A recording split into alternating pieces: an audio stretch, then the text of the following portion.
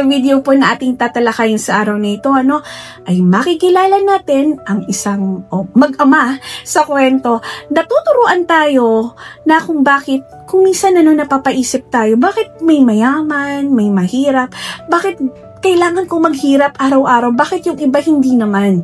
Okay, dito po sa kwentong ating tatalakayin ay mas mauunawaan natin kung bakit may mga pagsubok po tayong hinaharap sa buhay, ay kung paano natin ito masosolusyonan bilang isang tao, sa ating sarili. Okay, di ko na po patatagalin pa, puntahan na po natin ang kwento, narito na po.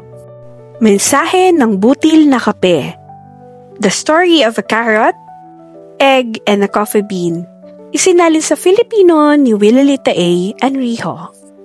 Isang araw habang nagbubungkal ng lupa ang magsasaka, narinig niyang nagmamaktol ang kanyang anak na lalaki. Narinig nitong binabanggit ng kanyang anak ang hirap at pagod na nararanasan sa pagsasaka at pagbubungkal ng bukirin. Ayon pa sa anak, nararamdaman niya na hindi makatarungan ang kanyang buhay dahil sa hirap na nararanasan niya.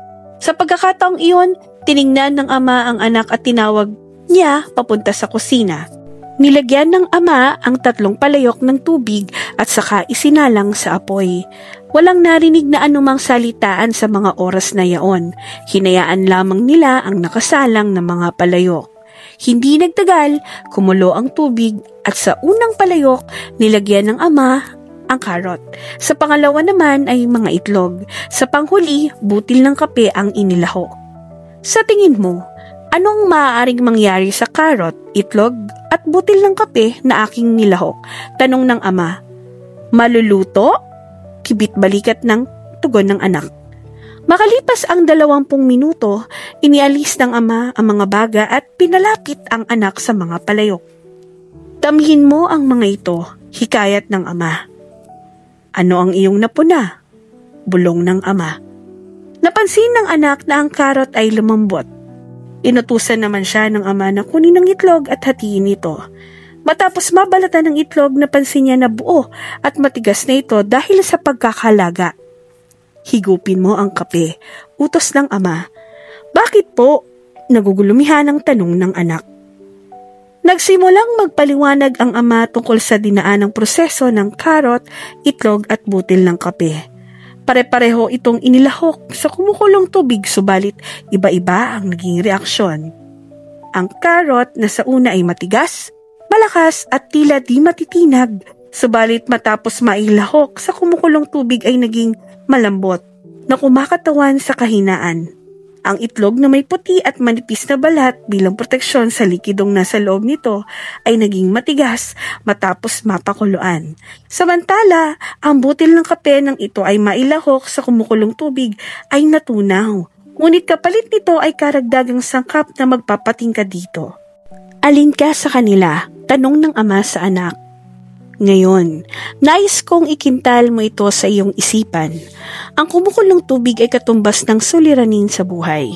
Kapag ito ay kumatok sa ating pinto, paano ka tutugon? Ikaw ba ay magiging karot, itlog, o butil ng kape? Usal ng ama. Ikaw ba ay magiging karot na malakas sa una subalit nang dumating ang pagsubok ay naging mahina? O kaya naman ay magiging tulad ng itlog na ang labas ng balat ay nagpapakita ng kabutihan ng puso, subalit nagbago ng init ng kumukulong tubig.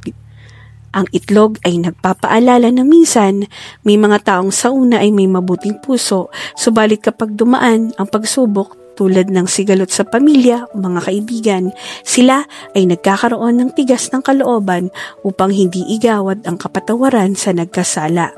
O maging tulad ka kaya ng butil ng kape na nakapagpapabago sa kumukulong tubig. Kapuna-puna na sa tulong ng butil ng kape, nadagdagan ng kulay at bango ang kumukulong tubig, paliwanag ng ama. Kung ikaw ay tulad ng butil ng kape, ikaw ay magiging matatag sa oras ng pagsubok. Higit sa lahat, ikaw mismo ang magpapabago sa mga pangyayari sa paligid mo. Dagdag na paliwanag ng ama. Paano mo ngayon hinaharap ang mga suliranin sa iyong buhay? Ikaw ba ay sumusunod lamang sa kung ano ang idinidikta ng sitwasyon o nagsusumikap kang maging matatag sa harap ng mga pagsubok? Gayon din, patuloy ka rin bang lumilikha ng positibong pagbabago na dulot ng di magagandang pangyayari? Kaya anak, ikaw ba ay karot, itlog o butil ng kape? Tanong muli ng ama. Umiti ang anak, kasunod ang tugon. Ako ay magiging butil ng kape. Katulad mo, mahal na ama. Mula sa Elements of Literature ni Holt et al., 2008, Texas, USA. At ito ang kwento ng mensahe ng butil na kape. Nakita po natin ang ginawa ng ama sa kwento na naglagay po siya ng 3 palayok, na binabaran niya po ng iba't ibang inilahok niya gaya ng carrot, ng butil ng kape, at ng nilagang itlog. At dito po nakita natin ang pagbabagong naganap sa mga ito. Sana po sa kwento, piliin po natin maging butil ng kape. Na sa anumang bagay, sa anumang pagsubok na ating harapin, ay maging positibo tayo. Imbes na maging matigas tayo gaya ng carrot o maging malambot tayo gaya ng itlog, piliin natin ang sarili natin na sabayan ang agos ng buhay.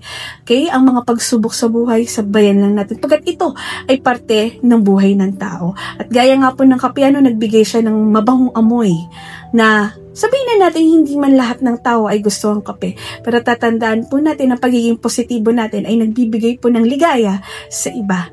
Sana po nakuha po ninyo ang mensahe natin sa kwentong ito at maraming salamat po sa inyong panonood.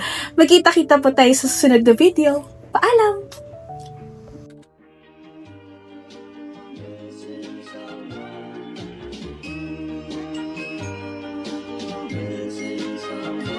Missing someone